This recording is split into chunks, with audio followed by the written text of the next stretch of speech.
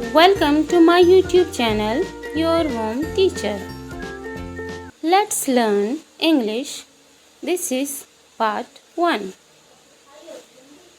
To learn English, we have to learn sounds of alphabets.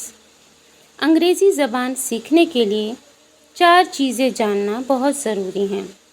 Letters, हरूफ, words, लफ्ज़, अल्फाज, sentence, जुमला, paragraph, बोलचाल या पैराग्राफ राइटिंग.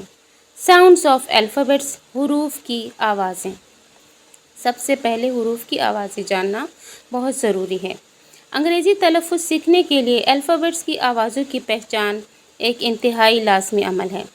जैसे कि ए अलिफ, बी बे, सी सीन काफ, डी दाल डाल, ई अलिफ, एफ फे, जी जीम काफ, एच हे, आई ई आई, जे जीम, के ख.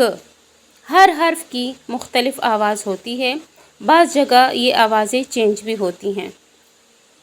एल लाम, एम मीम, एन नून, ओ अलिफ वाव, पी पे, क्यू काफ और क्यू, आर रे, एस सीन, टी टे और ते की आवाज़ के साथ, यू और अलिफ, वी वाव, डब्ल्यू वाव, एक्स वाई, ई और वाई, जेड ज़्वें, ज़ाल, जे ज़ौद.